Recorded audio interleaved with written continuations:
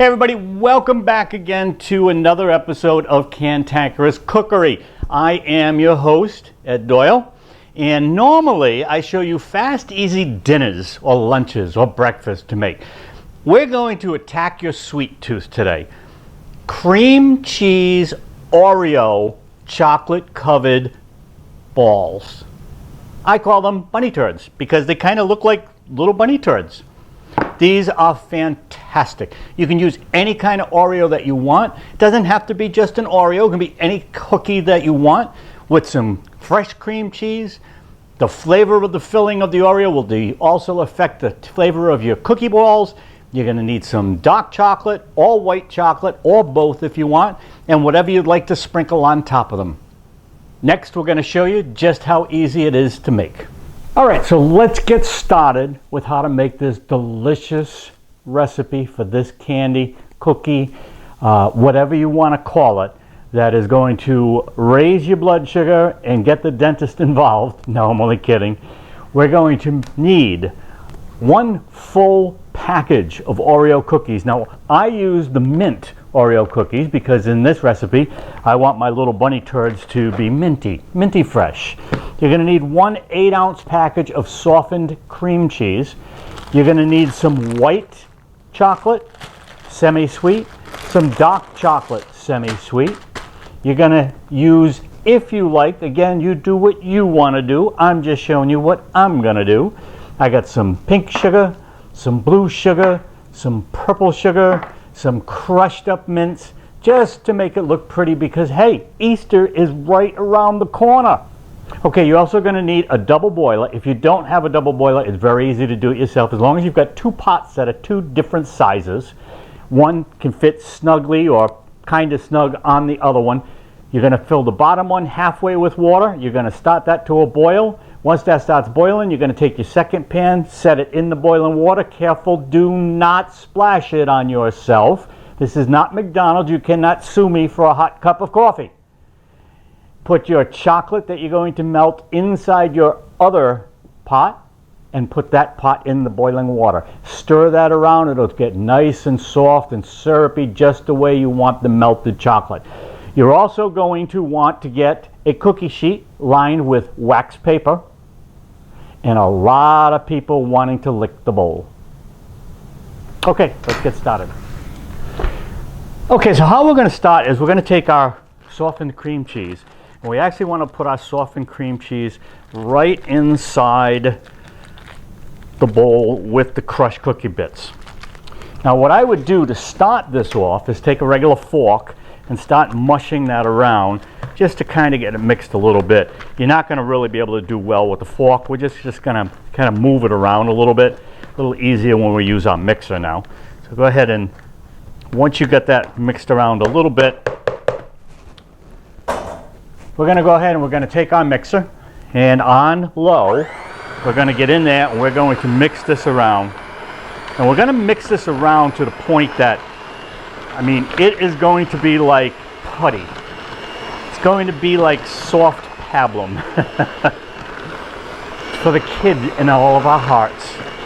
But we want to get that really crushed up because we want that to be a really fine mush of cream cheese and Oreo cookie. And again, like I said, you can use any kind of Oreo cookie that you want. Doesn't even have to be Oreo, it's just any kind of a cookie really. But the Oreo cookies I like because I like the flavor of the chocolate wafers and the option of putting a flavor in it where Oreo cookies and other brands, because we're not pushing Oreo cookies, have many different flavored fillings. So the flavor of the inside of the cookie is going to definitely affect the flavor of your little bunny turds. So go ahead and mix that all around good so you don't see any more lumps or you don't see any more big chunks of cream cheese hanging around because nobody wants to bite into a chocolate covered hunk of cream cheese. Maybe you do, I don't.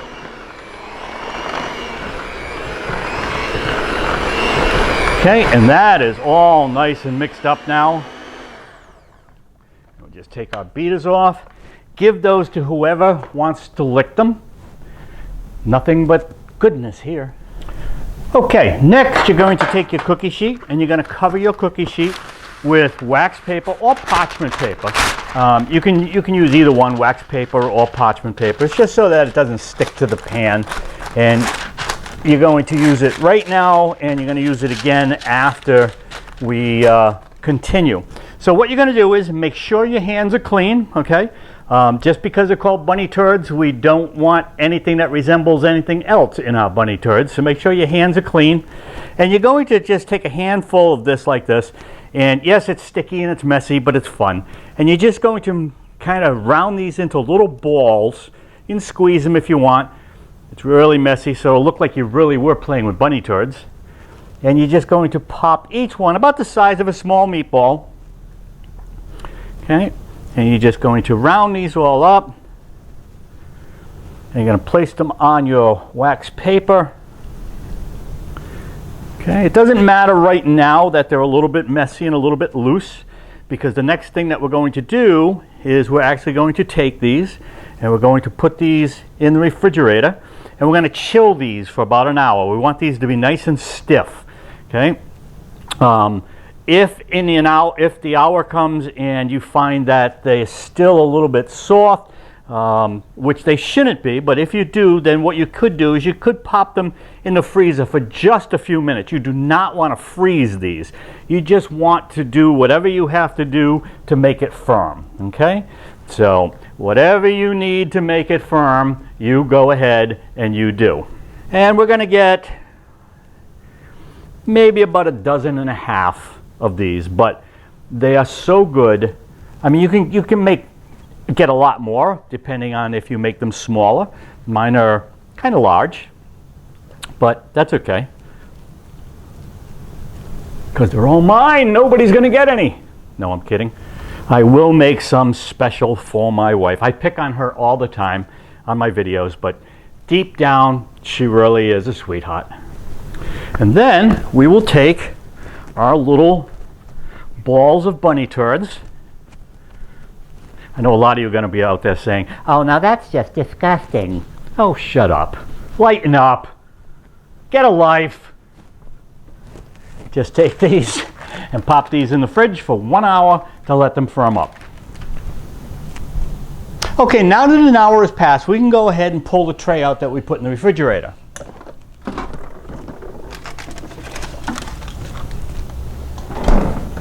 Okay?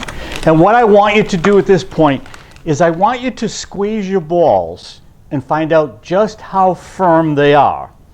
Okay, so take one of your balls and just lightly squeeze it, and if it holds together, then you know that you're ready to go. My balls are perfect. Okay?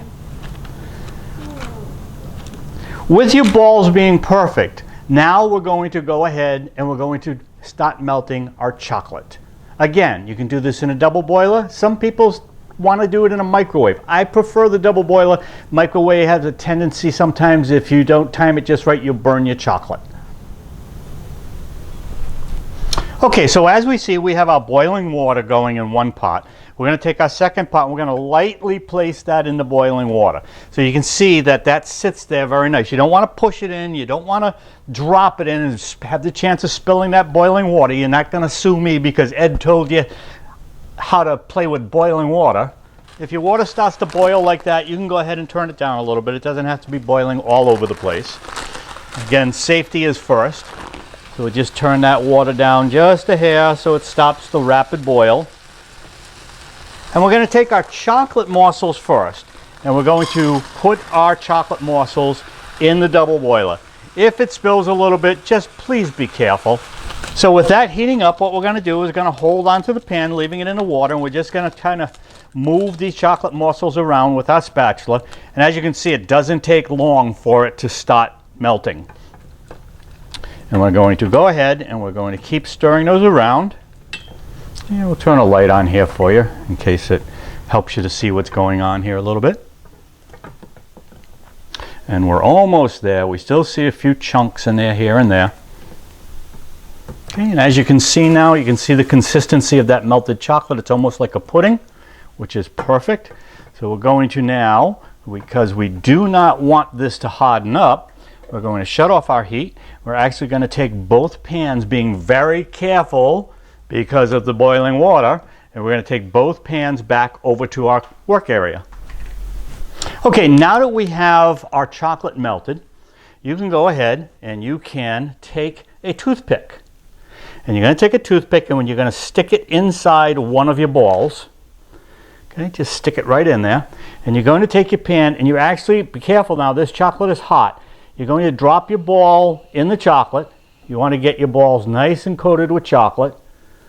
Okay, then take your toothpick and pull that gently right out of that chocolate and place it right back on your paper. Okay, and you do the same thing and use a new toothpick. You can use an old toothpick. You're just going to drop it in. You're going to take your spatula or whatever, a spoon works, whatever works. Do not use your fingers because melted chocolate is hot. You will not like the feeling. And you're going to do the same thing, and you're going to take one, and you're going to pop that out of there. Just let the excess fall off there and put that right back on your plate. And you just continue to do this with your chocolate balls. And we pop that right up there like that. Now you can use dark chocolate, milk chocolate, white chocolate. You can do a mixture of all of them if you want to really be fancy. Just what I would do is, because the chocolate tends to set up pretty quick, I would do the ones that you want to do in one type of chocolate first, and then move on to your next chocolate, and so on and so forth.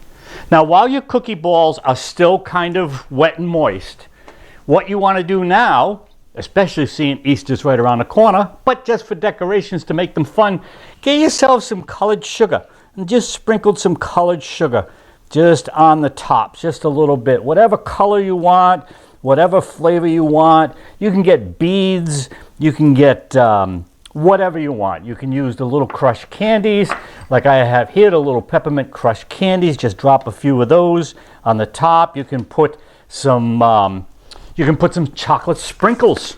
Put some chocolate sprinkles right on the top there, just to stick to it. Remember, it's all about what you like. So you do what you want to do. Now again, like I said, my balls are kind of big, so you can actually do whatever size you want. You can cut them down in size. You can make them bigger if you want. It's all up to you. And if you want to get really fancy, what you can do, like I say, you can take your white chocolate and you can take your white chocolate and you can actually melt that, and over your dark chocolate or your milk chocolate, you can actually drizzle a nice drizzle design over your chocolate. Once you're all done, you actually want to take these and keep these in a cool place, or you can put these back into your refrigerator for just a short amount of time, but it is not necessary to put back in the refrigerator unless it is extremely warm and hot in your house. But I'm going to put them back in the refrigerator anyways, just for a couple of minutes, just to warm these, just to cool these down. And we'll go ahead and clean up, and we'll be right back. And once you've taken them out of the fridge and they're nice and hardened, there you have it. You have Oreo cream cheese cookie balls, chocolate covered with whatever topping you like, otherwise known as Easter Bunny Turds.